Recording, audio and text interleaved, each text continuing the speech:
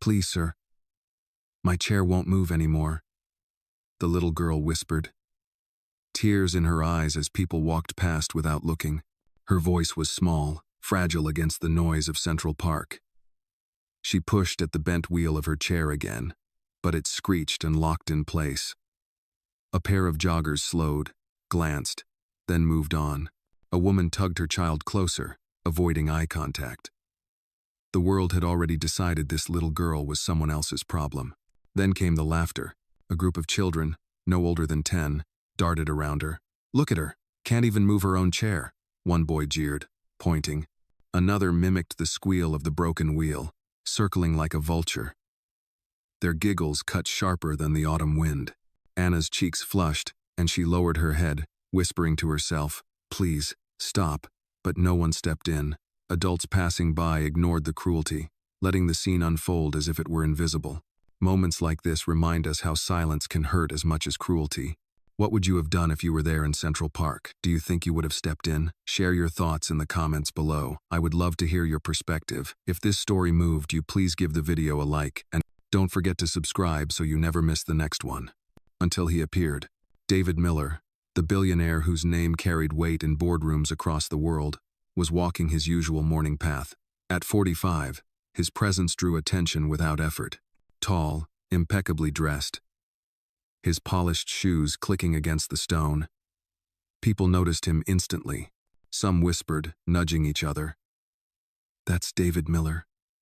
Cameras and cell phones lifted discreetly, but it wasn't the onlookers who held his gaze. It was the girl, trapped in her chair, humiliated, crying while the other children scattered like startled birds as soon as his shadow fell over them. David crouched to meet her eyes, his voice gentle. "Hey, don't cry. You're not alone. Let's see what we can do." Anna blinked, tears still trembling on her lashes. It won't move." They were laughing at me. His jaw tightened, but his tone stayed soft. "Let's fix that." With a steady push, he lifted the chair over the crack in the path. The wheel groaned but rolled free. Then, slipping a multi-tool from his coat pocket, he bent the axle straight and tightened a loose bolt. His hands, more used to signing contracts than handling steel, worked with surprising precision. "Try it now," he said. Anna pressed her palms against the rims. The chair moved forward smoothly. Her face lit with relief, the earlier humiliation melting into gratitude. "You fixed it," she whispered. David smiled faintly. "I tried. What's your name?" "Anna." "Well, Anna," he replied, "I'm David. Can I walk you home, just to make sure you get there safe?" She hesitated, but then nodded. And so the billionaire began pushing the small chair down the winding paths of Central Park. People turned, whispering louder now. "Is that really David Miller? He's pushing a wheelchair, a little black girl?" Phones clicked, recording the strange sight. The further they went, the more the scenery shifted. Trees gave way to cracked sidewalks and tired brick buildings. Graffiti-covered walls, staircases sagged, windows boarded up. The smell of damp garbage clung to the air. "This is where you live?" David asked softly. Anna lowered her head, embarrassed. "Mama says it's not forever." When they reached her building, the reaction was immediate. Neighbors leaned out of windows and doorways. Some frowned. Others whispered with sharp edges in their voices. "Why's he here?" a man muttered. "These people already get too much attention." A woman shook her head, arms crossed. "Showing off, pushing some poor kid around." Probably for his reputation. The words stung David more than he expected. He wasn't here for an audience, yet he had one anyway, watchful, suspicious, hostile. And Anna heard them too. Her small shoulders stiffened, but she forced a smile. "Thank you, Mr. David," she whispered, her voice steadier than before. He crouched again so his eyes met hers. "You're stronger than they know, Anna." She tilted her head, puzzled by the words, but her smile grew. As he rose, David caught sight of the cracked walls and broken steps of her building. For years he had insulated himself in glass towers and marble floors. Now he stood in the middle of a neighborhood his wealth could have erased with a single transaction, and for the first time in a long while, he felt powerless. The neighbors still stared, whispering. The children who had mocked her earlier peeked from behind a corner. Confused, maybe even ashamed, David didn't care. He had pushed her here, and he wasn't going to regret it. He stepped back, offered one last nod. "Goodbye for now, Anna," she waved, her little hand raised high. "Someday, I'll help you too." The words lingered in him as he walked away, leaving the broken streets behind. He didn't yet know how, but he believed her. The hum of Manhattan life was rising as David Miller left Anna's neighborhood. Yellow taxis honked in the distance. A delivery truck clattered past, and voices of street vendors calling out their morning specials floated in the air. But David barely noticed. His thoughts circled the image of a 6-year-old girl in a worn-out wheelchair, her eyes shining with gratitude even as her neighbors' whispers turned sharp. He had spent decades learning to read rooms filled with billionaires, to detect every twitch of greed or hesitation in the eyes of competitors. Yet the gaze of one child, and the dismissive glares of strangers around her, unsettled him more deeply than any corporate battle. When he finally reached the corner, his driver, Thomas, was waiting with the Blacktown car. Thomas opened the rear door, hesitating. "Sir, people are talking already. I saw a couple of cameras." David slid inside, adjusting his coat. "Let them talk," he said simply. But even as the words left his mouth, he knew the world wouldn't let this go so easily. A billionaire pushing a black child's wheelchair through a slum, it was a picture tailor-made for gossip columns and business rivals alike. As the car pulled away, David leaned back, watching the rundown buildings fade into the background. His penthouse awaited him, glass walls, polished marble, a view that seemed to float above the city's problems. Yet somehow, it no longer felt like enough. He could still hear Anna's voice. "Someday, I'll help you too." At his office later that morning, David tried to slip back into his routine. The 12th floor of Miller Capital buzzed with the energy of junior analysts hustling between cubicles. Flat screens on the walls displayed market shifts in glowing red and green. Richard, his second in command, met him outside the conference room, holding a tablet and an expression of mild amusement. "Quite the headline you made this morning," Richard said, lowering his voice. "Helping a little girl in the park? Social media's already chewing on it." He angled the tablet so David could see. There it was, a photo, grainy but unmistakable. David Miller bent low, turning a wrench on the wheel of a child's chair. The caption read, "From Wall Street to Wheel Street." The younger staff nearby chuckled quietly, pretending to focus on their screens. David studied the image, then handed the tablet back. "If that's news, Richard, the city must be short on stories." Richard grinned. "Some people think it makes you look human. Others think it's staged." "Of course they do," David muttered, entering the conference room. The meeting stretched on discussions of acquisitions, risks, and quarterly goals, but his mind drifted. Every polished slide deck, every projected number felt strangely hollow compared to the rawness of Anna's tears, the sting of those children mocking her, the cold faces of her neighbors. That evening, after the last meeting adjourned, David didn't head home immediately. Instead, he asked Thomas to drive him past Central Park again. The sky had deepened to violet, the lamps along the paths casting golden circles on the ground. He walked for a while, retracing his steps, until he reached the bench where he had first seen Anna. The crack in the pavement still yawned like a trap. He crouched, brushing his hand over it. A minor flaw to most, but for a child in a wheelchair, it was a wall. He stood slowly, hands in his pockets, and for the first time in years he admitted to himself he had been blind. Not because he didn't know poverty existed, he donated millions each year to charities that claimed to fight it, but because he had never stood still long enough to feel it pressing against him, to see how invisible people became in the eyes of the crowd. The next morning, he made a decision. David returned to Anna's building. This time with no reporters, no entourage, just him and Thomas. The neighborhood was awake now, children playing stickball in the street, women gossiping by stoops, men in work clothes heading to their jobs. As David stepped from the car, silence rippled outward. Neighbors turned, whispering again, suspicion in their stares. Anna spotted him first. She was by the stoop, Her chair tilted slightly as she tried to balance a grocery bag on her lap. Her mother, Mary, was nowhere in sight. "Mr. David," Anna called, her face breaking into a smile that cut through the wall of suspicion around them. David crossed the street, ignoring the murmurs. "Need a hand?" he asked. Without waiting for permission, he steadied the bag and pushed the chair toward the building entrance. From the windows, voices carried. "What's he doing back here?" "Probably wants attention. Rich men don't come here for nothing." David pretended not to hear, but each word lodged like grit beneath his skin. Inside the dim hallway, the walls were cracked, the floor uneven. He pushed Anna carefully up to the apartment door. Mary appeared then, startled to see him. She wore a faded uniform from the hotel where she worked long shifts. "Mr. Miller," she stammered, wiping her hands on her apron. I didn't expect. Just making sure Anna got home safe," David said. Mary's eyes flicked to her daughter, who beamed. "He fixed my chair yesterday, Mama, and today he helped with the groceries." Mary's gaze softened, though her posture remained cautious.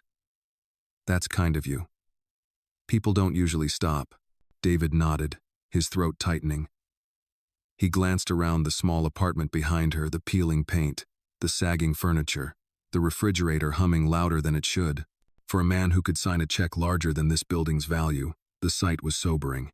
Anna tugged at his sleeve. "Will you come again, Mr. David?" He hesitated, then smiled. "If your mother allows it."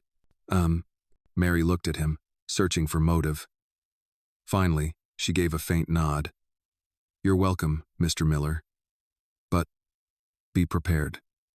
Not everyone here will see your kindness as kindness." He understood. Outside, the neighbors' glares had said as much.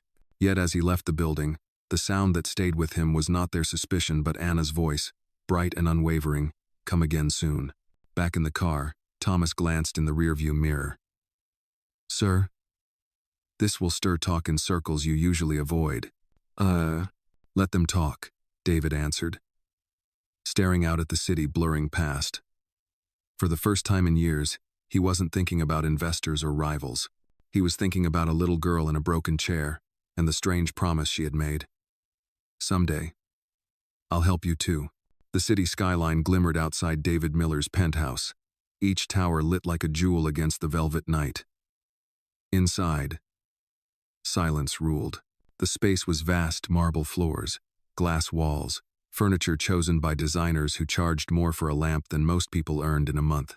Yet to David, it all felt hollow, a museum of wealth where the only sound was the faint hum of climate control.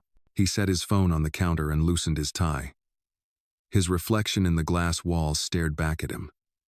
The face of a man the world admired, envied, feared. Yet tonight, his mind wasn't on mergers or quarterly projections. It was on a 6-year-old girl whose broken wheelchair had squealed in protest against cracked pavement. He poured himself a drink, the amber liquid swirling in the glass. But when he lifted it to his lips, Anna's voice echoed, "Someday, I'll help you too." He set the glass down untouched. David moved to the corner of the room where a photograph sat on a side table.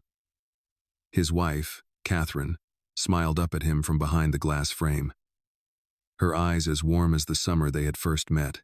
She had been gone 5 years now, claimed by a sudden illness that even his billions couldn't cure. He traced the edge of the frame with his finger. "You would have liked her," he whispered. "That little girl, Anna. She has your spirit." He remembered Catherine's compassion, the way she always stopped for people others ignored.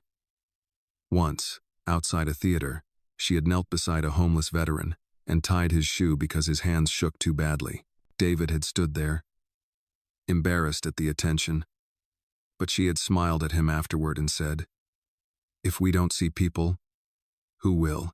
For years, David had drowned that memory in deals and boardrooms, but Anna had brought it rushing back, raw and undeniable. The next morning, he arrived at Miller Capital with dark circles under his eyes. Richard noticed immediately. "Rough night?" he asked, half joking. "Something like that," David muttered, striding toward his office. On his desk lay a pile of clippings from tabloids and financial journals, Headline screamed, "Billionaire seen in Harlem slum. Miller's new image stunt?" And, from hedge funds to handouts, he skimmed them, then tossed the papers aside. But one headline caught his attention, smaller than the rest. "Local girl's wheelchair, fixed by stranger." No mention of his name, just Anna, her photo snapped as she smiled shyly beside her patched chair. For reasons he couldn't explain, that was the story that made him sit down heavily in his chair. Later that day, in a meeting with his executive board, David found his patience unraveling. Slide after slide flashed on the screen. Growth projections, risks, expansion into new markets. Words blurred together: synergy, leverage, optimization. He interrupted a young analyst mid-sentence. "Tell me," David said, leaning forward, "when was the last time any of you walked through the neighborhoods where we build our projects? When was the last time you spoke to the people living there?" The room went silent. Richard cleared his throat. "David, with respect, that's not our role. Our investors expect returns." David finished coldly. "But people expect something else. They expect us not to turn our backs." "Oh." The analysts shifted uncomfortably, trading glances. Richard gave a small, warning shake of his head. But David pressed on. "Cancel my afternoon meetings," David said, standing. "All of them." He left the boardroom, leaving a trail of confusion behind. For the first time in years, he wasn't going to drown himself in numbers. He had something else in mind. That evening, David returned to Anna's neighborhood. The streets were livelier now, music pulsing from an open window, the smell of fried chicken and collard greens drifting from corner restaurants. Children played tag under the dim glow of street lamps. When David stepped out of the car, conversations hushed again, but this time the stares weren't only suspicious. Some were curious. Anna spotted him immediately. "Mr. David," she shouted, wheeling herself forward with effort. Her chair squeaked, but it moved. "You came back, Lou." He crouched to meet her eyes, smiling despite himself. "I told you I would." Her neighbors watched, some frowning, others whispering. One woman muttered, "Why's a man like him here again?" Another added, "Probably looking for a photo op." David ignored them. "Where's your mother?" he asked.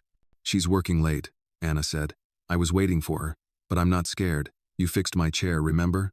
David hesitated, glancing around at the narrow street, the shadows stretching long. He could hear the skepticism in the air, the unspoken question, what is he really doing here? Yet Anna's trust left him no choice. He sat on the stoop beside her, loosening his tie. "Do you know," he said, "when I was your age, I used to sit on a porch just like this with my dad.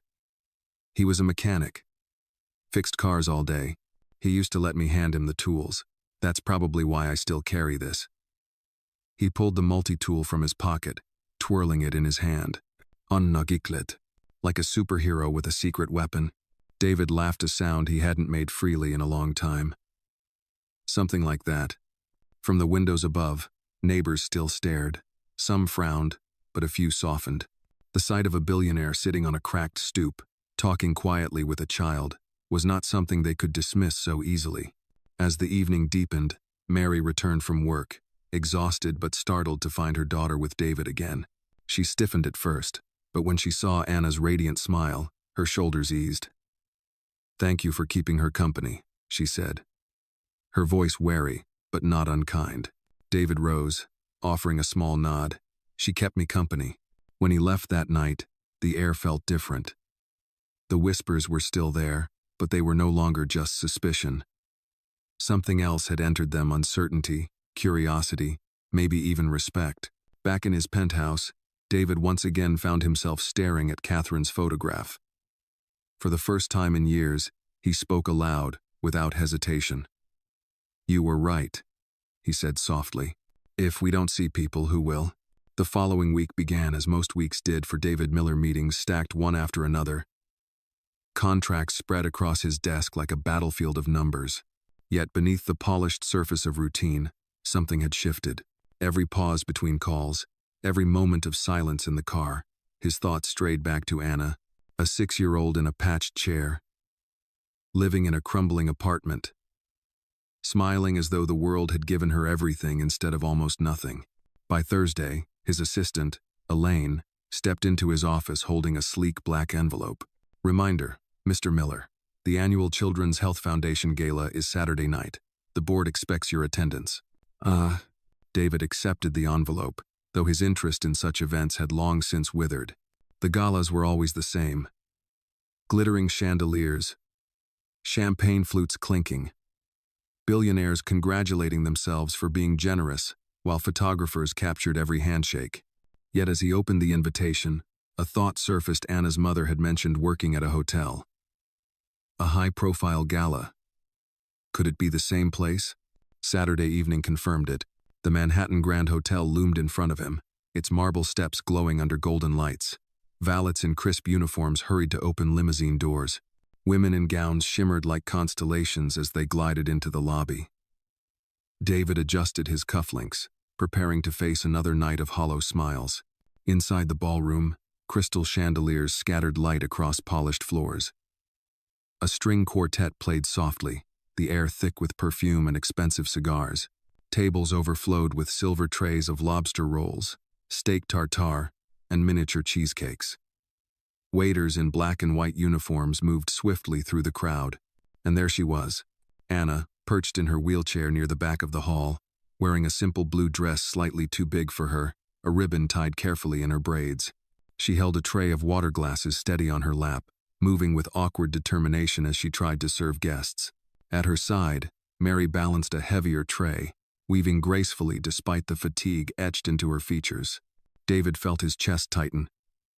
He hadn't expected to see them here, not like this. The little girl who had thanked him with shining eyes was now invisible again, reduced to a servant in the grand theater of wealth. He crossed the floor before he realized it. "Anna," he said softly. Her head whipped around, and when she saw him, her face lit up like sunrise. "Mr. David," she exclaimed, nearly dropping the tray. Guests nearby turned, their polished conversations faltering. Whispers rippled through the crowd. Mary hurried forward, alarm flashing in her eyes. "Mr. Miller, I'm sorry if she disturbed you. She disturbed me?" David interrupted gently. "Not at all. She made this evening bearable." Anna giggled, unaware of the weight of the moment. "I told Mama you fixed my chair," she said proudly. The whispers grew louder. A man in a tuxedo leaned to his companion. "That's him, the billionaire who went to Harlem." Another guest smirked. "He's making it a show now." David ignored them. He crouched beside Anna's chair, lowering himself so his eyes met hers, just as he had in the park. "Do you want me to carry that tray for you?" She shook her head fiercely. "I can do it." He smiled. "Of course you can." Still, he steadied the tray as she rolled forward, guiding her through the crowd. Cameras flashed discreetly, capturing the strange image. A billionaire escorting a poor black child through one of the city's most elite galas. Mary whispered urgently as she followed. "Mr. Miller, people will talk." "Let them," David said, his voice calm but firm. Later that evening, when speeches began, David found himself seated at the front, his name listed among the evening's largest donors. He clapped politely as presenters praised the generosity of the city's wealthiest. But his gaze kept drifting toward the back, where Anna sat with her mother, her tray empty now, her eyes heavy with fatigue.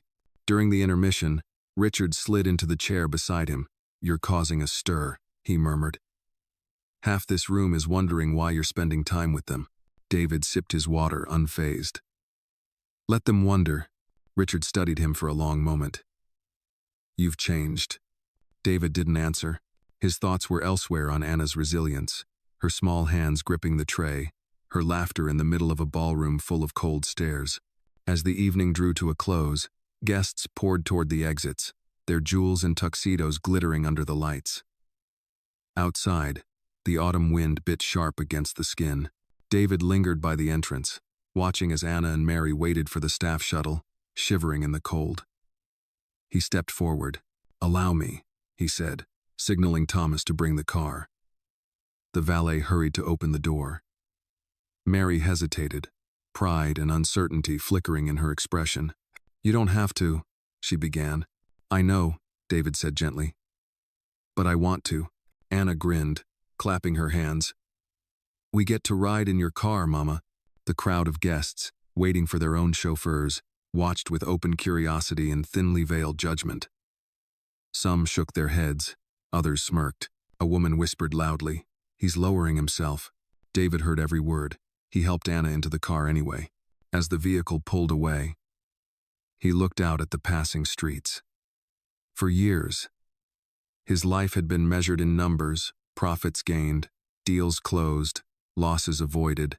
But tonight, as Anna leaned against her mother's side, smiling through exhaustion, David felt something he hadn't in a long time. The sense that perhaps his life could be measured in something far more important. The morning after the gala, the newspapers carried the usual glossy spreads, gowns shimmering under chandeliers, politicians rubbing shoulders with bankers, and lists of who had donated how much. But tucked between the glitter and the speeches was a photograph that stole attention. David Miller, crouched beside a little black girl in a wheelchair, steadying the tray she carried.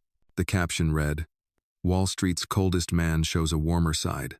In his penthouse, David read the headline, sipping his coffee.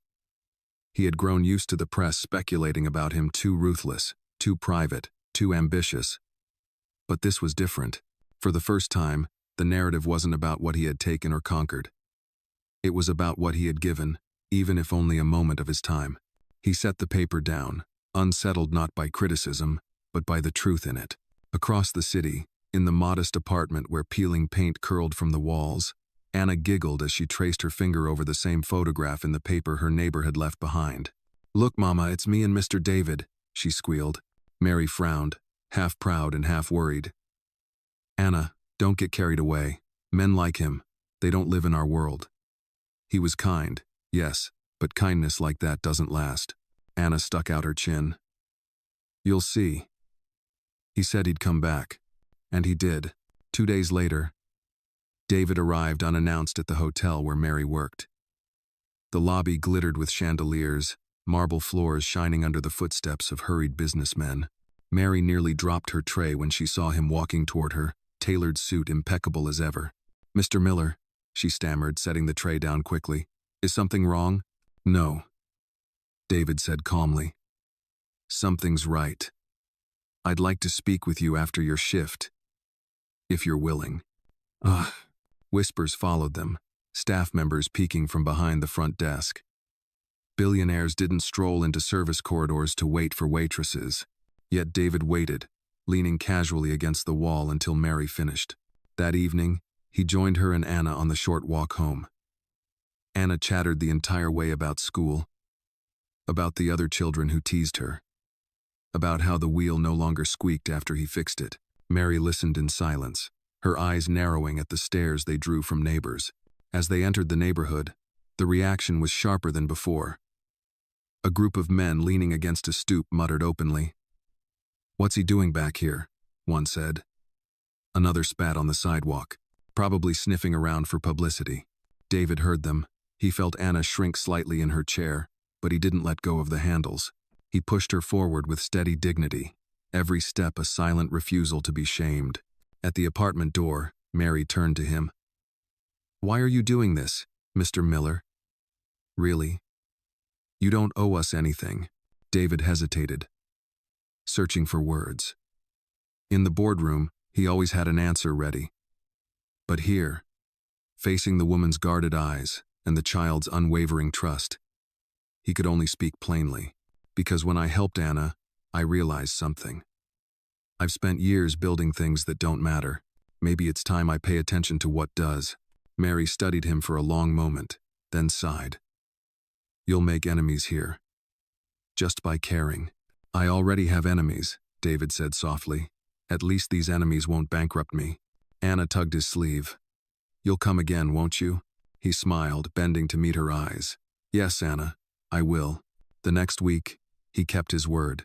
He returned again and again, sometimes with small gifts, like a sketch pad for Anna, sometimes with nothing but his presence. He listened to her stories, let her show him her drawings, even pushed her chair around the block just to feel the wind in her braids as she laughed. And each time, more neighbors noticed.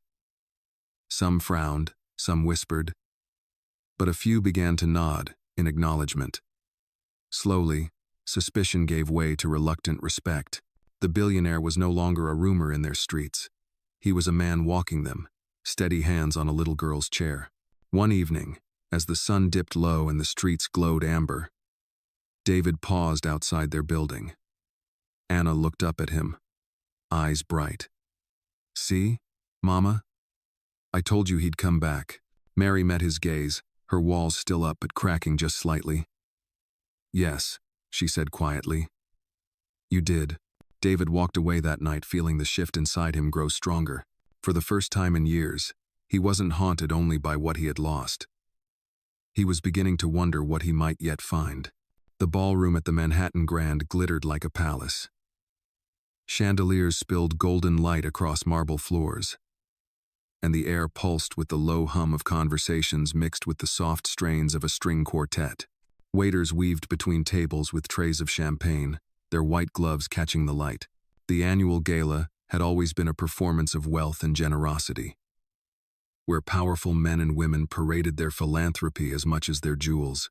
David Miller stood near the edge of the crowd, his presence commanding without effort. A few people nodded politely as they passed, but most watched him with curiosity. He wasn't known for being warm or sociable at these gatherings, yet tonight, his eyes kept drifting toward the back of the room, where Anna sat in her chair beside her mother, balancing a small tray of water glasses.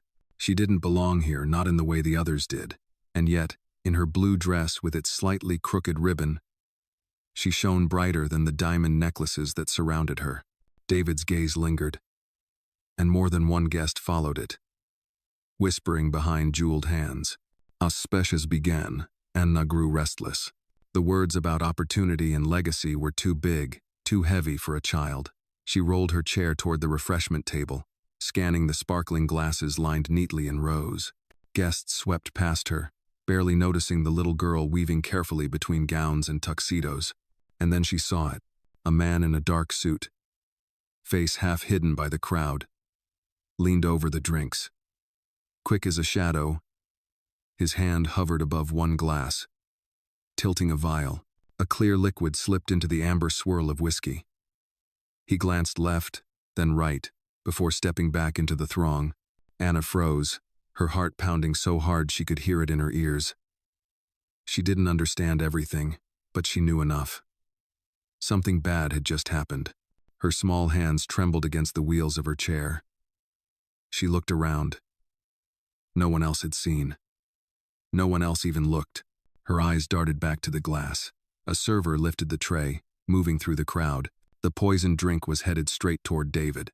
"Mr. David," Anna whispered urgently, but her voice was lost beneath the orchestra's crescendo. She pushed her chair forward, the wheel squeaking as it caught on the carpet. She shoved harder, panic giving her strength. The tray reached David. The server held it out, smiling politely. David reached for the glass, distracted by a conversation with a senator. His fingers brushed the rim. "Don't drink it." Anna's voice rang out, sharp and desperate. Heads turned, conversations faltered.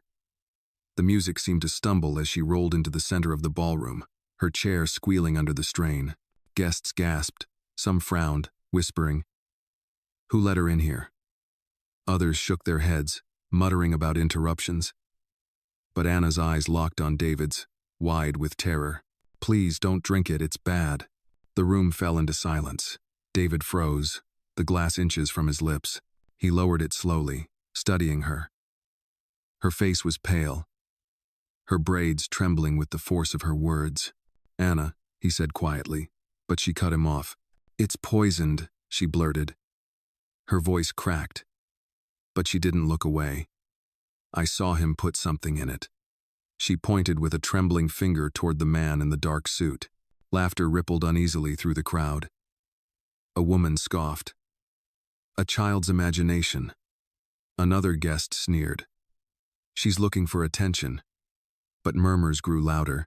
Security glanced uncertainly at David, waiting for a signal. David set the glass back on the tray, his gaze hardening. "Test it," he ordered. His voice carried the weight of a man who had built empires with a single word. The head of security moved quickly, signaling to a staff member.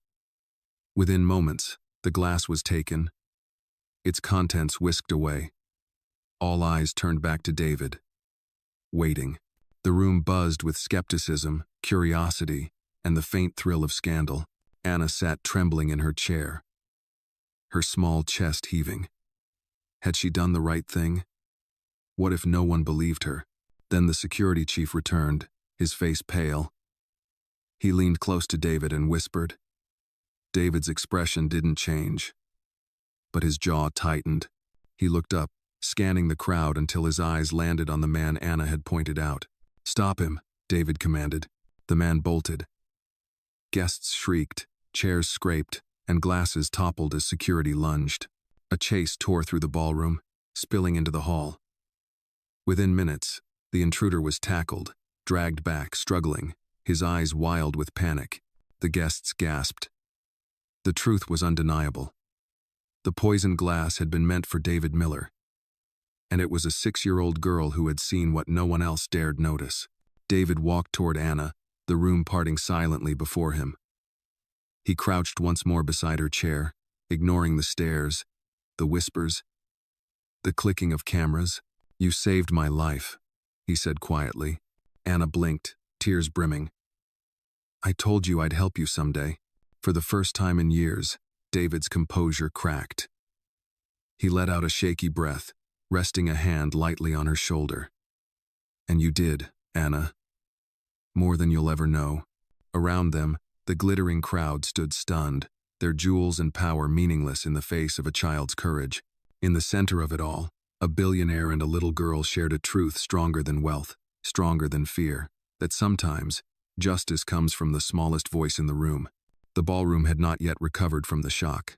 Whispers rippled through the crowd like wildfire, champagne flutes trembling in uncertain hands.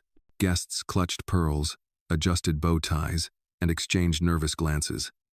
The elegance of the gala had shattered, replaced with the raw pulse of danger. Anna sat in the middle of it all, her small hands gripping the armrests of her chair so tightly her knuckles whitened. Her heart still raced. She had shouted those words with everything she had, and though the room had tried to dismiss her, David Miller had listened. Now, with the would-be poisoner restrained by security, the truth could no longer be ignored. But disbelief still lingered. A man in a tailored tuxedo muttered under his breath, "Ridiculous." A child causing chaos. A woman fanned herself dramatically. It must be a misunderstanding. David stood tall, his gaze sweeping the room with calm authority. His voice, low but steady, silenced the murmurs. "This child saved my life. Do not forget that." The words struck like a gavel. People straightened, uneasy, confronted not only with the attempted crime but with their own failure to notice. For all their power and wealth, none of them had seen what a 6-year-old girl had caught with her sharp eyes and unshaken courage. Anna's mother, Mary, hurried through the crowd, her tray discarded. She knelt beside her daughter, pulling her close. "Oh, my baby, what did you do?" Her voice shook between pride and fear. "Are you all right?" "I just told him not to drink," Anna whispered, her eyes wide. "Mama, I saw it. I saw him." Mary kissed the top of her head, tears slipping down her cheeks. She turned toward David, her voice raw. "Thank you for believing her." David nodded once, but his eyes stayed on Anna. "She didn't give me a choice." She spoke the truth. The police arrived swiftly, ushering the suspect away. Questions exploded. Who was he? Who sent him? What was the motive? The guests clung to speculation, eager to distance themselves from the ugliness unraveling in their midst. But David wasn't listening. He crouched beside Anna's chair again, lowering himself until he met her eyes. "You were brave," he said softly. "Braver than anyone in this room." Anna blinked up at him. "I told you I'd help you someday." A smile ghosted across his face. Not the polished kind he wore for investors, but something real, unguarded. "And you did, Anna. More than you know." Around them, cameras flashed phones, reporters who had slipped in for the gala coverage, guests desperate to record history. But David didn't care. Let them see. Let the world know who had saved him. Security urged him toward the exit.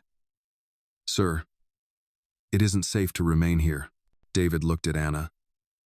"They'll take you home?" Mary nodded quickly, clutching her daughter's hand. "Yes, we'll be fine," but Anna frowned. "You'll be safe too, right?" David hesitated, struck by the question. For decades, he had built a fortress of wealth, convinced it made him untouchable. Tonight, that illusion had shattered, and yet, this child, fragile, overlooked, mocked by others, had been his shield. "I will now," he said quietly. As he walked out under the escort of security and police, the crowd parted, their eyes following him with a mixture of awe and unease. The story was already writing itself in their minds. The billionaire spared from death, not by his bodyguards or his money, but by the courage of a 6-year-old girl. Outside, the autumn air hit sharp and cold. Flashbulbs exploded, reporters shouting questions. David ignored them all, slipping into his waiting car. He leaned back against the leather seat, exhaling slowly, his pulse still pounding. Through the tinted glass, he caught one last glimpse of Anna being wheeled out beside her mother. She waved at him, small and steady, and for the first time in years, he felt something he couldn't explain, gratitude so deep it almost hurt. The city roared around him, indifferent to what had just happened. But inside David, the world had tilted. Life, he realized, would never again be the same. The Blacktown car rolled slowly down Fifth Avenue, its headlights cutting through the restless Manhattan night. Inside, David Miller sat in silence, his hands clasped tightly on his knees. He had faced hostile takeovers, courtroom battles, even betrayals from men he once called friends. But none of it compared to the sensation he felt now, the unmistakable brush of death, narrowly averted by a child. The car turned, stopping briefly at a light. From the sidewalk, flashing cameras pressed against the tinted glass. Reporters shouted, their voices muffled but urgent, "Mr. Miller, who tried to kill you? Is it true, a little girl saved your life?" David closed his eyes. For once, he had no prepared statement, no crafted line for the press. All he had was the image of Anna's wide, terrified eyes as she begged him not to drink. At Miller Capital the next morning, the building swarmed with reporters. Security tightened, ushering executives inside through side doors. Richard was waiting in David's office, his face pale, his tablet glowing with updates. "The lab confirmed it," Richard said grimly. "The drink was poisoned, fast, acting, lethal. You wouldn't have lasted the hour." He set the tablet down, showing the results. She was right. David leaned against his desk, letting the weight of the words settle. "She didn't just save me. She unmasked them before they could finish the job." Richard hesitated. "The board's nervous. Investors are spooked. They're demanding to know who's behind this. Was it business rivals? Political enemies?" David shook his head. "Does it matter tonight? Whoever it was, they failed. And they failed because a 6-year-old girl saw what no one else did." That afternoon, the police held a press conference. The man arrested at the gala was a disgruntled contractor with ties to one of David's fiercest competitors. Evidence was still being collected, but the motive was clear enough: eliminate a rival, no matter the cost. But that wasn't the story the city latched onto. The headlines the next morning read, "Little Girl Saves Billionaire from Assassination," and "David Miller Spared by Child's Courage." Newspapers plastered Anna's photo beside his, her small face framed with ribbons, her eyes wide with innocence. Across the breakfast tables of New York, people argued over the story. Some scoffed, saying it was luck, coincidence, exaggeration. Others were moved, wondering why it took a child to do what none of the adults had noticed.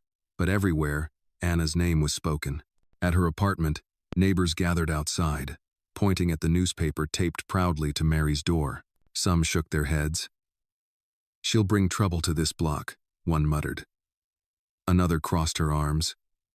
"All that attention, it never ends well." But children whispered differently. "That's her. The girl who saved the rich man." Their eyes held something new. Awe instead of mockery. Inside, Anna sat at the small kitchen table, swinging her feet as her mother served oatmeal. "Mama," she said, spoon clattering against the bowl, "they wrote about me in the paper. Does that mean I'm famous?" Mary sighed, brushing a hand over her daughter's braids. "It means people are watching, and not all of them kindly." Her eyes flicked to the door, where voices outside still murmured, "But yes, baby, you did something the world won't forget." Later that day, a knock came at their door. When Mary opened it, David stood there, dressed not in his usual armor of suits, but in a simple sweater and slacks. He held no entourage, no cameras, just himself. "Mr. Miller," Mary said, startled. "David," he corrected softly. His eyes shifted to Anna, who grinned at him from the table. "I came to thank her properly." Anna wheeled herself closer, her smile bright. "I told you I'd help you someday." David knelt so their eyes met. "And you did, Anna. You helped me more than anyone ever has." He paused, his voice dropping lower, sincere. "You saved my life." For a moment, the small apartment seemed to hold its breath. Mary's eyes softened, her guarded posture easing, as she looked at the billionaire crouched in her kitchen. Outside, the world speculated, doubted, judged, but here, in this fragile space, gratitude was simple, unpolished, and true. That evening, as David left, neighbors lingered in the hallway, whispering louder than before. Some eyed him with suspicion, others with resentment, yet one older woman nodded slowly, her voice carrying above the rest. "That little girl's got something no money can buy. And he knows it." David glanced back at the peeling paint, the cracked floors, the crowd of skeptical faces. He had never belonged here. And yet, somehow, this place now mattered more than the glass towers he owned. As his car pulled away, he whispered under his breath, almost to himself, "Justice doesn't always come from the courts. Sometimes it comes from the smallest voices." And somewhere across the city, the story of a billionaire and a little girl was only beginning to grow. The city woke buzzing with the story. News vans lined the streets outside Miller Capital, satellite dishes pointed to the sky, reporters spilling onto the sidewalks. Screens in coffee shops and subway stations replayed the same headline: "Little girl saves billionaire from poison plot." The footage was grainy phones, had caught only fragments of the chaos at the gala, but the narrative had taken root. A 6-year-old child had stopped a murder in front of the city's most powerful. Inside his office tower, David Miller sat behind his desk, the blinds half closed against the swarm of cameras outside. Richard paced the room, his tie loosened, reading updates from his tablet. The market dipped 2 points at opening. "Investors don't like uncertainty. They want to know you're in control, David. They want to see strength. Not..." He hesitated, choosing the word carefully. "Not vulnerability." David leaned back in his chair. "So saving my life makes me vulnerable? It makes you human," Richard said grimly. "And Wall Street doesn't reward humanity." David's lips curved in the faintest smile. "Maybe it should." Meanwhile, across the city, Anna's world had turned upside down. Her apartment building, once ignored, now swarmed with strangers. Reporters camped on the sidewalk, thrusting microphones toward anyone who entered. "Do you know her? Did you see what happened?" Neighbors grew restless. Some scowled at the attention, muttering about chaos. Others basked in the reflected light, eager to tell their version of the story. But Anna herself sat inside on the worn couch, clutching the newspaper with her picture on it. "Mama, everyone knows me now," she said, her voice a mixture of wonder and confusion. Mary, exhausted from shooing reporters and neighbors alike, crouched beside her. "Yes, baby, they know your name, but fame doesn't always bring kindness." As if on cue, a knock rattled the door. Mary opened it to find a young reporter, microphone in hand, smile rehearsed. "Anna, the world wants to hear your story. Can we ask a few questions?" Mary's expression hardened. "She's 6 years old. Let her be a child." She shut the door firmly, her pulse racing. But the story spread anyway. Talk shows debated it, headlines splashed her face across front pages, and social media overflowed with commentary. Some hailed Anna as a hero, an angel sent to protect a man of power. Others sneered, suggesting it was a stunt, a fabrication. Darker voices whispered about her race, her poverty, questioning how a child from those streets could be the savior of a billionaire. David watched it all unfold with growing unease. In his penthouse one evening, he switched off the television mid-segment. The panelists had been arguing whether Anna was a symbol of hope or just a convenient narrative. He stared out at the city lights, wondering how the same world that praised her could turn so quickly. He decided to act. 2 days later, David appeared at Anna's school. The principal, flustered, rushed to greet him. Children pressed their faces against the windows, whispering, "It's him, the man from the news." When Anna saw him, she wheeled herself down the hall with a grin.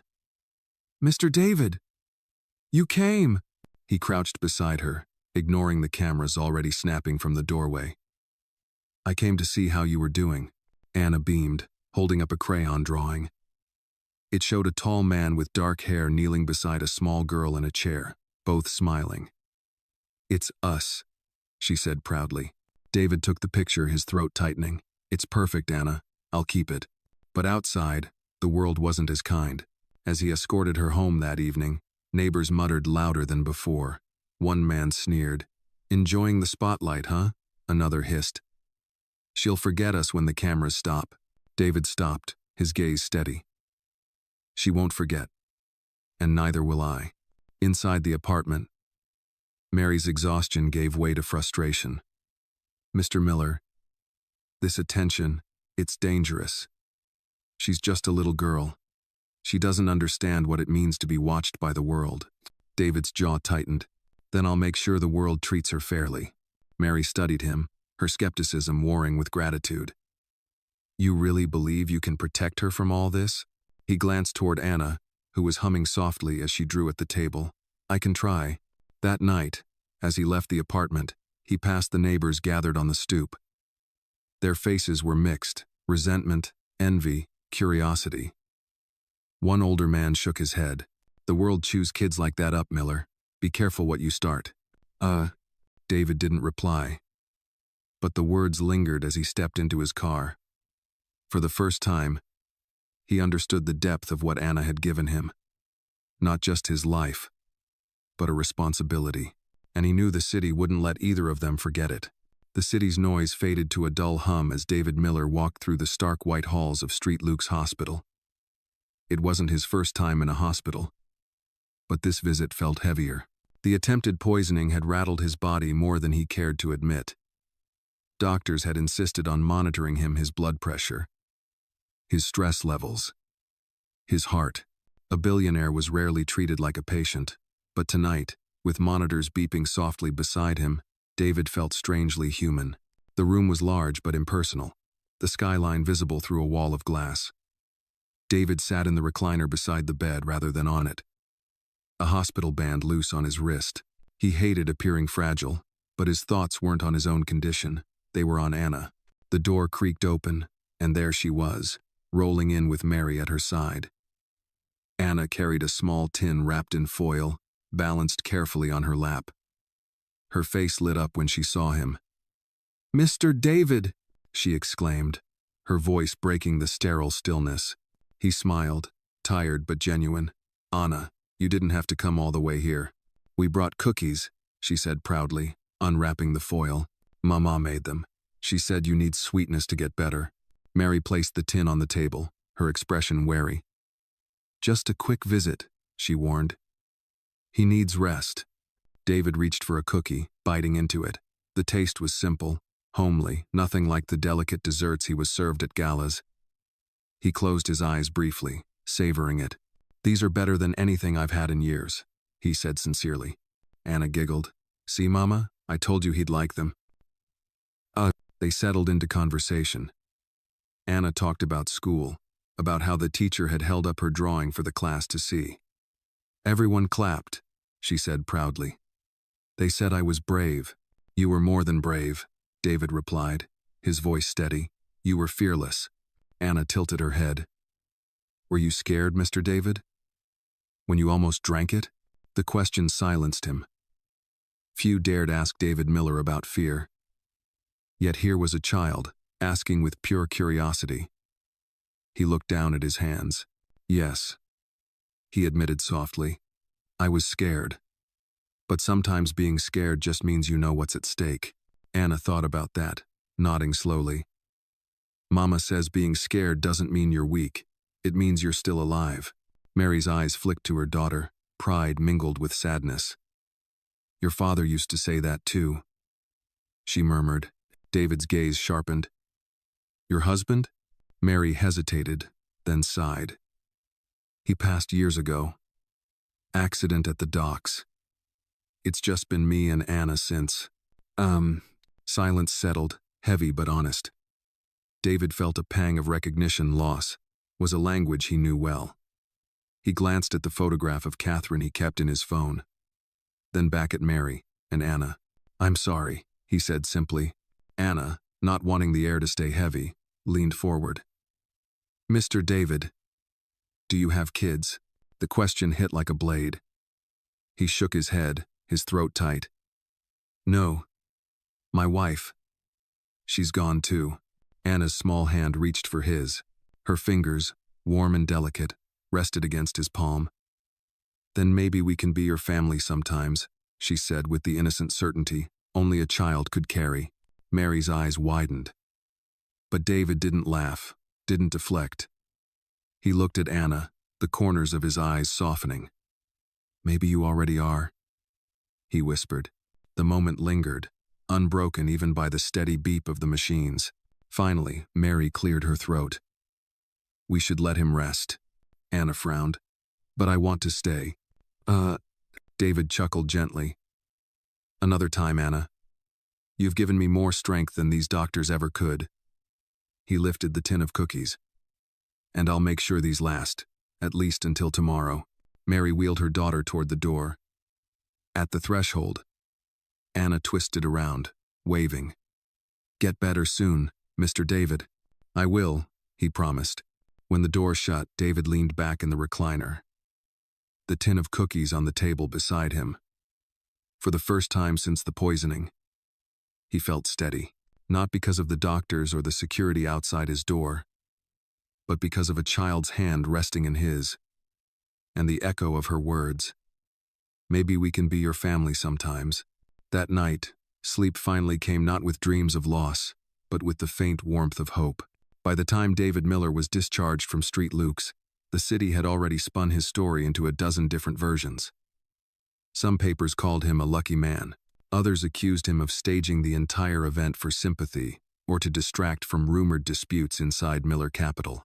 And while one side of the city celebrated Anna as a hero, another whispered that it was too convenient a child from the projects, saving one of Wall Street's coldest titans. Back in his office, David sat at the long mahogany table with his senior executives. Their faces were tight with unease, each man and woman trying to read him. Richard stood at the head, flipping through a deck of slides projected on the wall.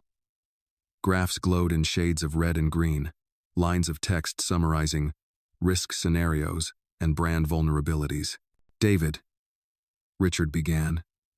His voice clipped. We need to be proactive. Investors are unsettled. They don't care about the human interest story. They want to know Miller Capital is untouchable, that you are untouchable. David leaned back, steepling his fingers. I was nearly poisoned in a room full of my peers. Untouchable is no longer an option. That's exactly my point, Richard pressed. This girl Anna, she's at the center of every headline. But for every article praising her, there's another suggesting she's part of a staged narrative. Do you realize what that does to our credibility? Around the table, others nodded, murmuring agreement. A woman in a navy suit added, You've always been seen as decisive, Mr. Miller. Controlled. But this makes you look vulnerable, dependent. The word struck harder than he let on. Dependent. The man who had built empires, relying on no one, was now painted as reliant on the warning of a child.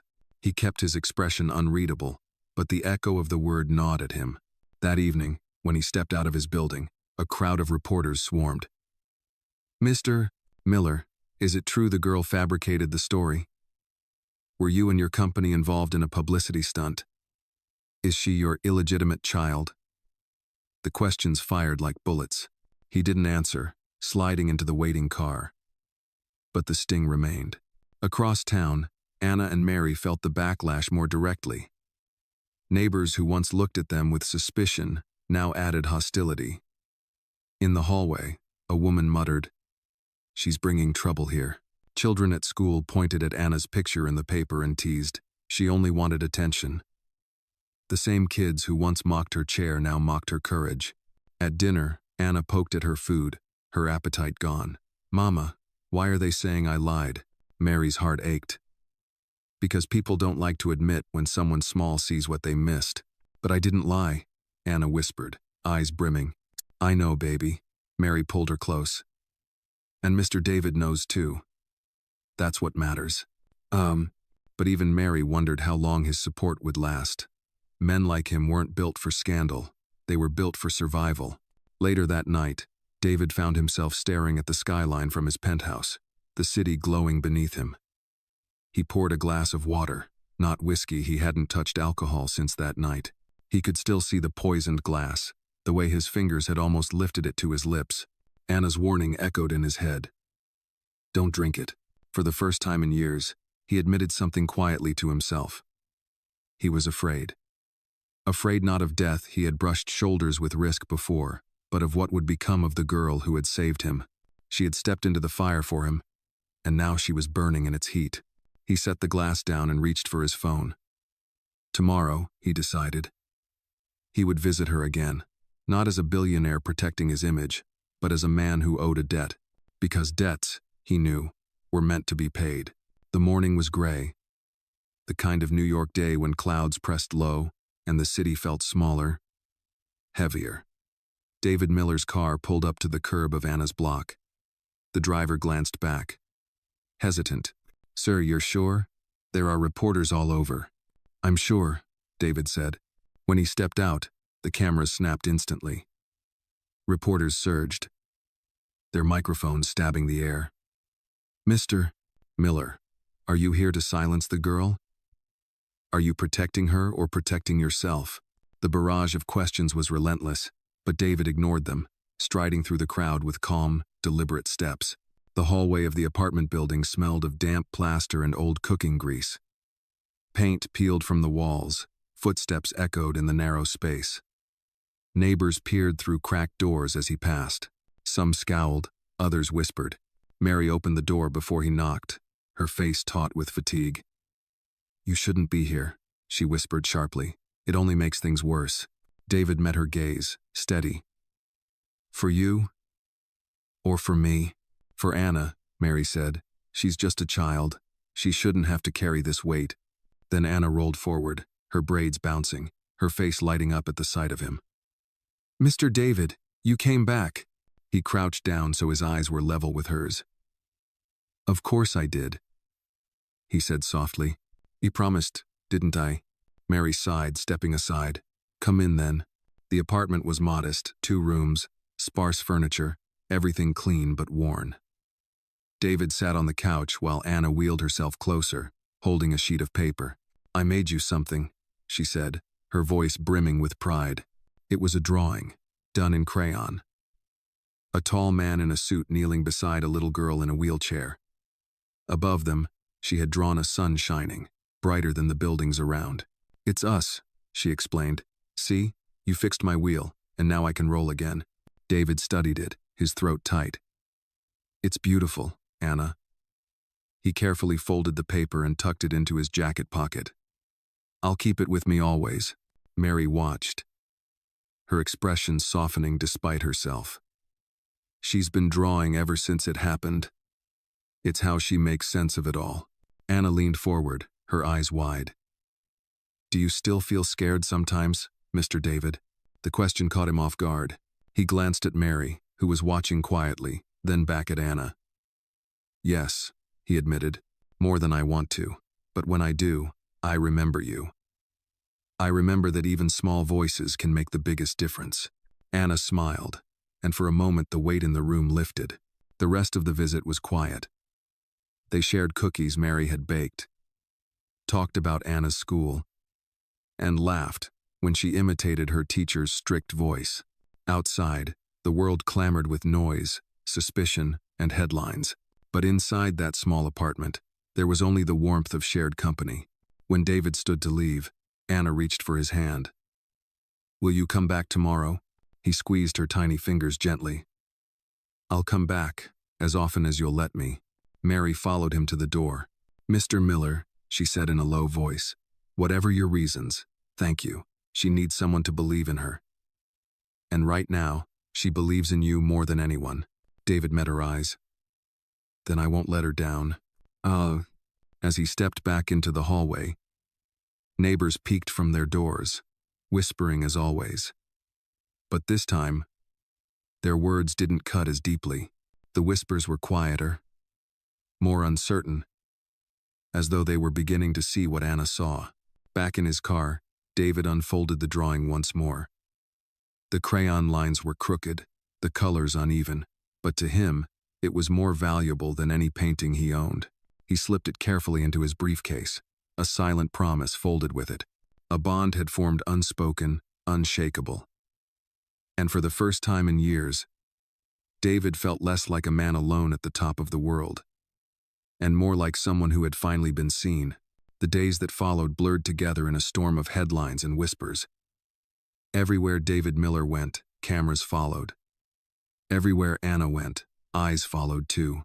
The little girl who had once been invisible to her neighbors was now the most talked about child in New York.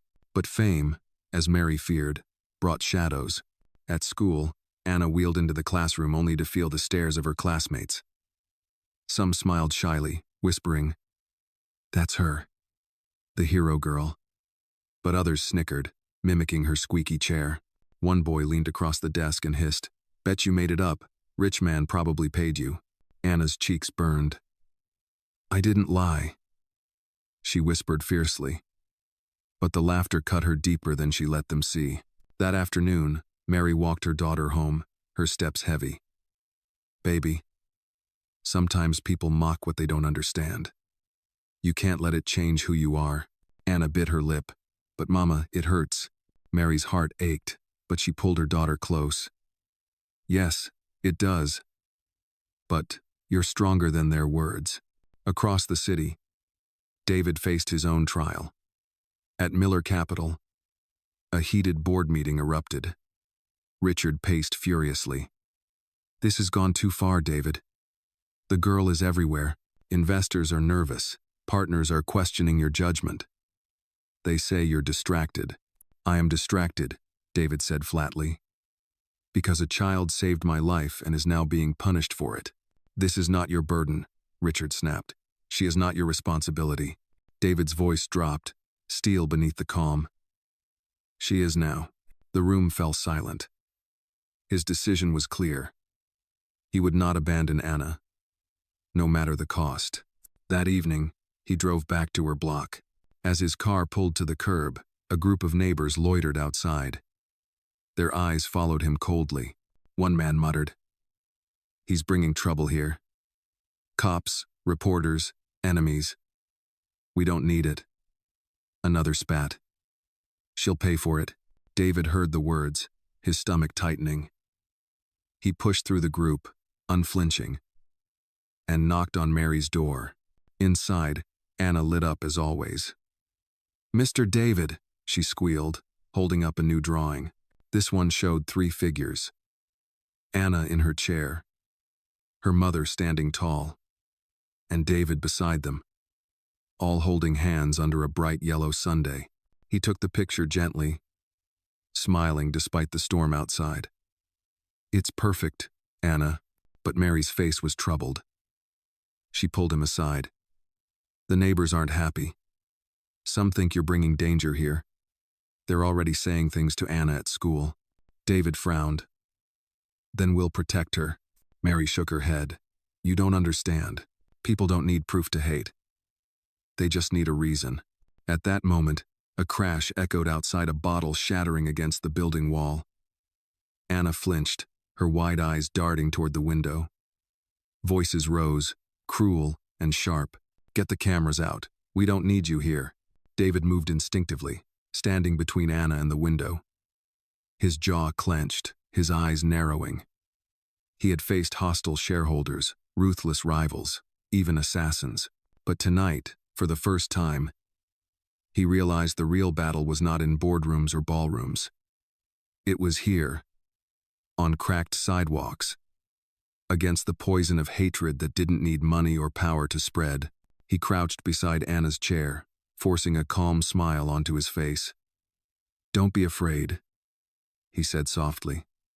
"They don't see what I see. They don't see the hero you are." Anna nodded, though her small hands trembled on the wheels of her chair. "I'm not afraid if you're here," she whispered. And in that moment, David knew the truth.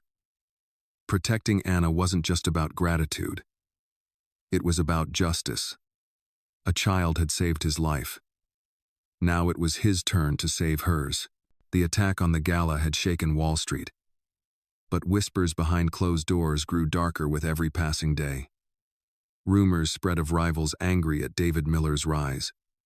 Men who had lost fortunes because of his deals. Some said the poisoning was only the beginning. Others claimed the police were being paid to look the other way. David knew one thing with certainty. Whoever had sent the man with the vial was not finished. At Miller Capital, Richard burst into his office late one evening, slamming the door shut behind him. "David, we have a problem. A real one." He dropped a folder onto the desk. Inside were photographs, grainy surveillance stills showing men watching Anna's block, leaning against cars that didn't belong in that neighborhood. David's chest tightened. "How long have they been there?" "2 nights, Richard said grimly. "If this is connected to the poisoning, then Anna isn't just being mocked by her neighbors. She's a target now." For a moment, silence filled the office. Then David closed the folder with deliberate calm. "Then we protect her."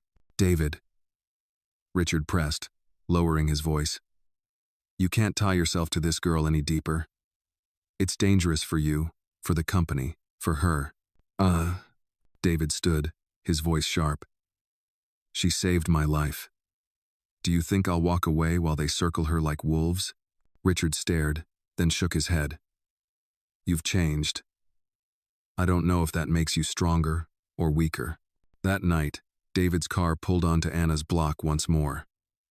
He noticed immediately the black sedan parked across the street, the 2 men inside pretending not to watch. David stepped out anyway, his presence bold, deliberate. If they wanted to know where his loyalty lay, he would show them. Inside, Mary opened the door, her eyes wide with unease. "You shouldn't be here tonight," she warned. "Something feels wrong." "I know," David admitted, "but I won't let them scare you." Anna wheeled forward, clutching a stuffed bear. "Mr. David, why are those men outside?" His heart sank. She had noticed too. He knelt beside her, choosing his words carefully. "They're cowards, Anna. They want you to be afraid, but you're braver than they'll ever be." Anna hugged the bear tightly, her small face pale. "I'm not afraid if you're here." Mary's voice trembled. "But what happens when you're not?" David looked at her. And for once, the man who built empires had no easy answer. Later, as he left the building, the neighbors stood clustered on the stoop, watching.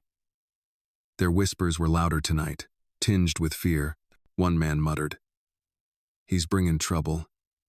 Those cars ain't from here." A woman folded her arms. "That little girl's gonna get caught in something too big." David ignored them, but their words burned. Back in his penthouse, he stood before Catherine's photograph. "What would you do?" he whispered. He could almost hear her answer, the echo of her compassion. "If we don't see people, who will?" The next morning, David made calls. Private security, lawyers, friends in the police force. If his wealth had built walls for him, he would now use it to build a shield around Anna. Because the men in the shadows weren't just after him anymore. They were after her. and he would not let them win. By dawn, the quiet of Anna's block was broken by the hum of engines. 2 unmarked SUVs pulled up, and men in plain clothes stepped out. David Miller's security detail. Hired overnight. They weren't flashy, but their presence was unmistakable. Neighbors peered from windows, whispering nervously. From her wheelchair by the window, Anna gasped. "Mama, look, soldiers."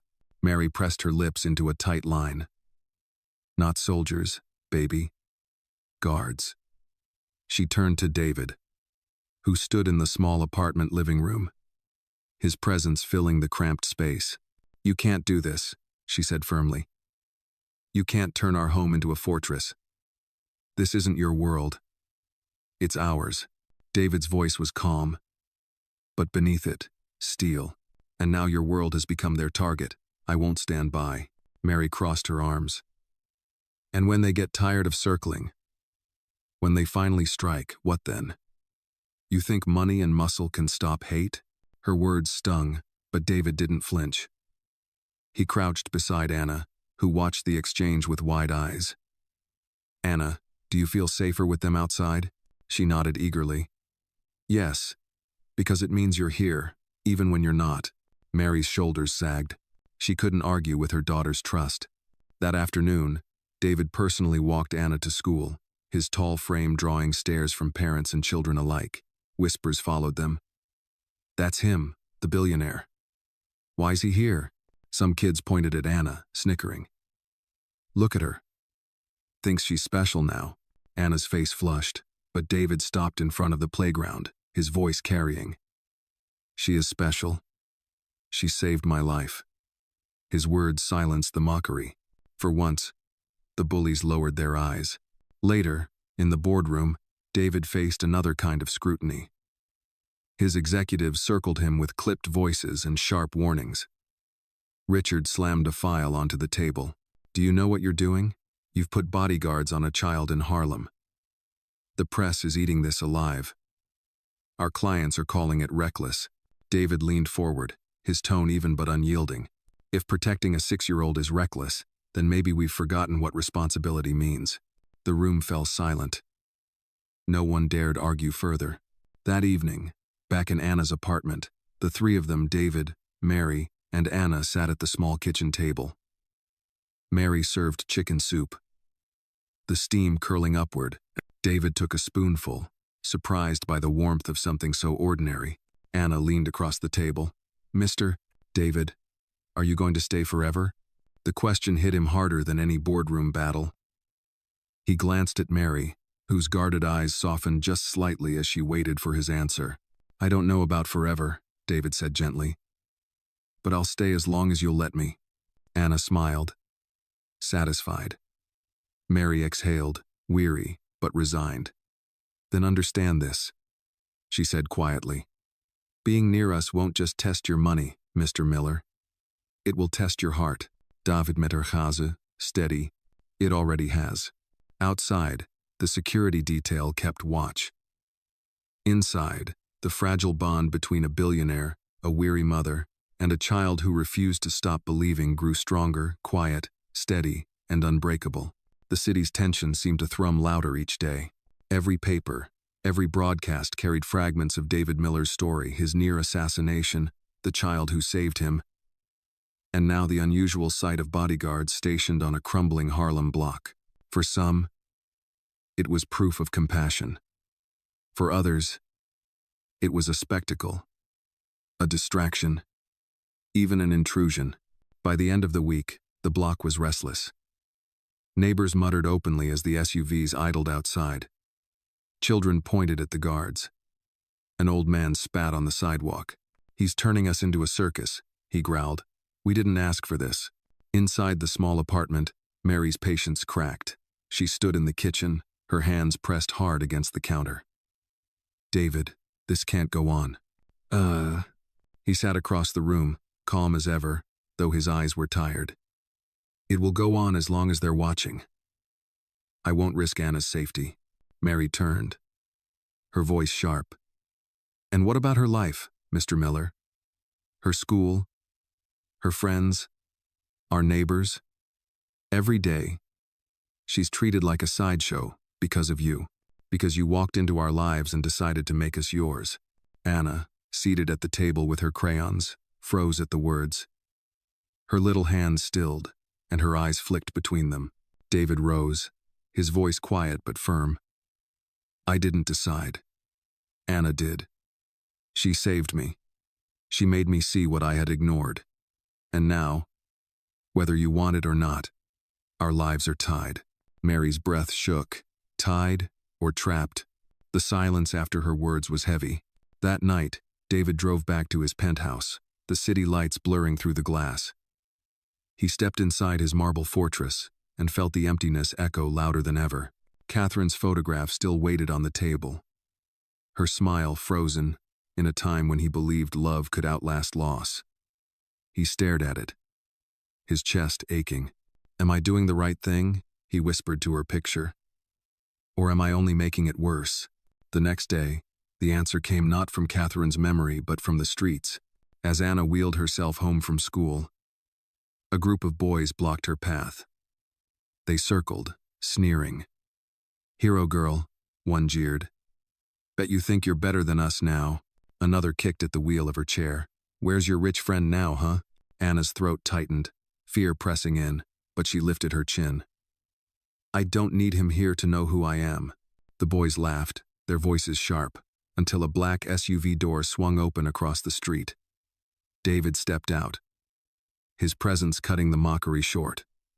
The boys scattered like leaves in the wind. He knelt beside Anna, his hand steady on her arm. You all right? Her eyes brimmed with tears she refused to let fall. I'm fine. I told them I didn't need you here. But I was glad you came. David's chest ached at her words. She was stronger than he had ever been at 6, maybe stronger than most men he knew now. That evening, when he returned to the apartment with Anna safe at his side, Mary saw the faint scuff marks on the wheels of her chair. Her face hardened. This is exactly what I feared. David didn't argue. He only said, quietly but with steel, then we fight harder. Mary's eyes glistened, torn between anger and something she wouldn't name. For the first time, David realized that this wasn't just about protecting Anna from enemies in the shadows. It was about protecting her from a world that punished courage, from neighbors who resented her light, from a city too blind to see her worth. And for that, he would risk everything. The week after the attack at school, the block seemed split in two. Some neighbors nodded at Anna now, even offered guarded smiles. Others muttered curses when she rolled past, their eyes full of suspicion. Protection had become its own brand of danger. One evening, as the sun sank low and the street lamps flickered on, David Miller stood on the stoop of Anna's building, his coat collar turned up against the chill. The two SUVs idled nearby, their guards stationed with watchful eyes. Children stared as they played stickball in the street. Parents whispered. The air hummed with tension. Inside the apartment, Mary faced David with her arms crossed, her voice hard. You can't keep showing up here, not like this. They think we've sold out. They think we've invited danger into our home. David met her gaze evenly. Danger was already here. It just wore different faces. Mary shook her head.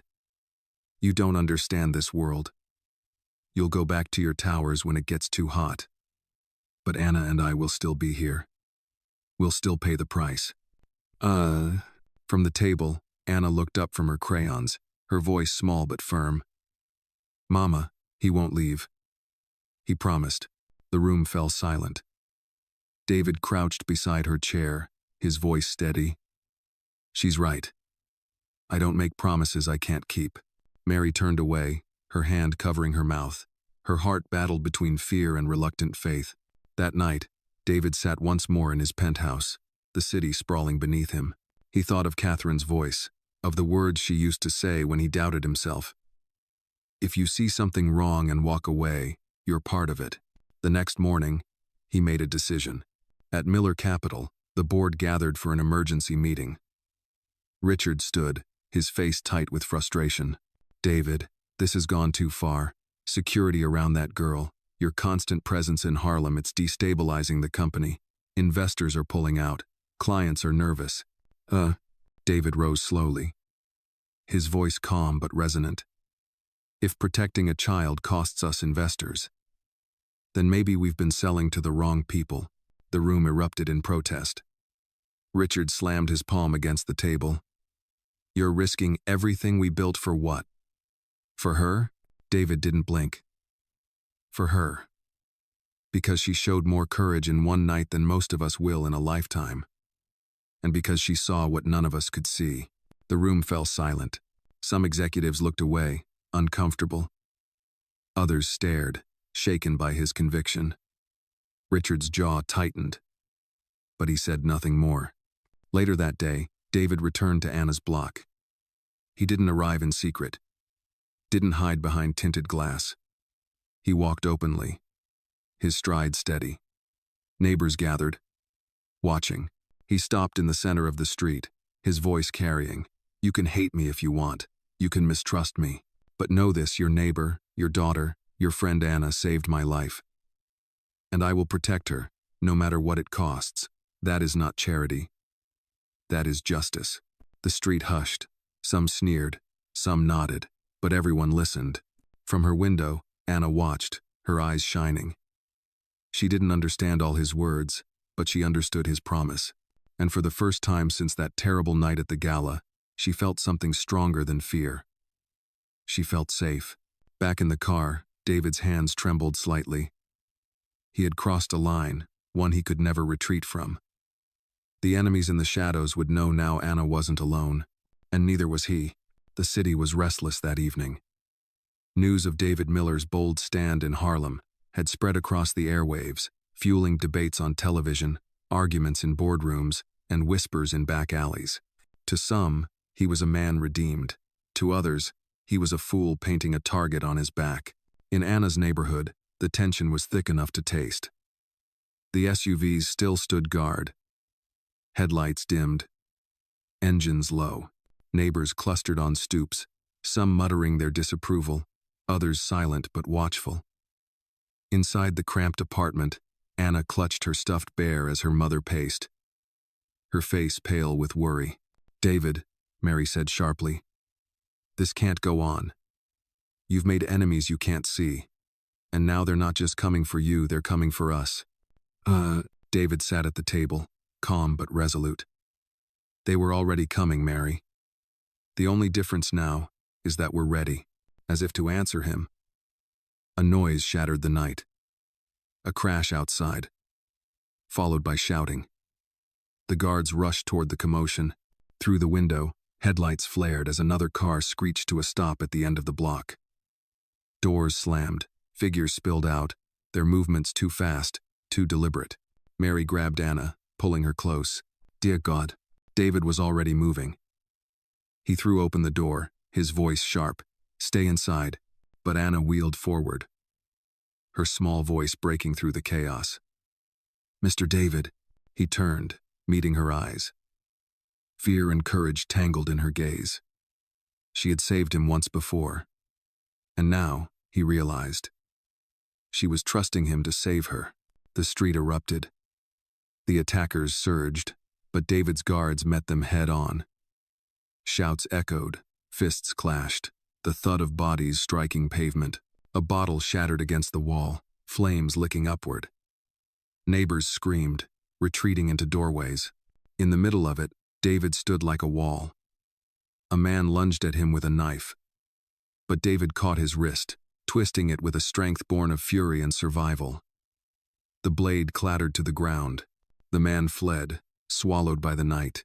By the time the police sirens wailed closer, the worst had passed. The attackers scattered, leaving the block scarred but standing. Guards held their ground, battered but unbroken. The flames fizzled under neighbors' buckets of water. David turned back to the building, his chest heaving.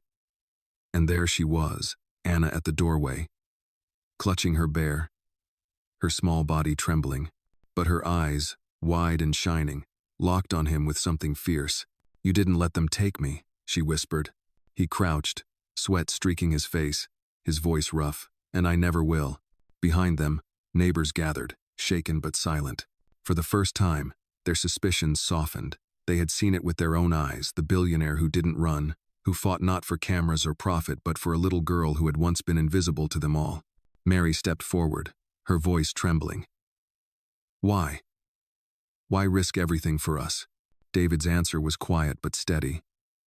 Because, when she saved me, I realized what my life was worth. And it wasn't numbers. It wasn't towers. It was this. Protecting what matters. The sirens grew louder, lights flashing red and blue as police cars screeched to a halt. Questions would follow, investigations would dig deep. Enemies would still circle, but in that moment, in the smoky aftermath, something had changed.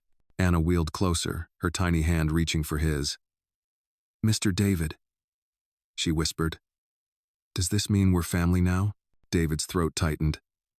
He took her hand gently, holding it like the most precious thing he'd ever owned. "Yes, Anna," he said softly. "We are." The night settled into silence, broken only by the distant hum of the city. Around them, the block still bore scars, but hope had taken root. Not the polished hope of speeches or donations, but the raw, unshakable kind born in the fire of survival. For a man who had once believed he was untouchable, and for a child who had once been overlooked, the truth was now clear. Family was not blood or wealth, it was the bond forged when two lives saved each other. And from that night forward, neither David Miller nor Anna would ever stand alone again. The story of David Miller and little Anna reminds us that true strength is not measured in wealth, power, or the walls we build to protect ourselves. It is measured in courage, compassion, and the willingness to stand for someone who cannot stand alone.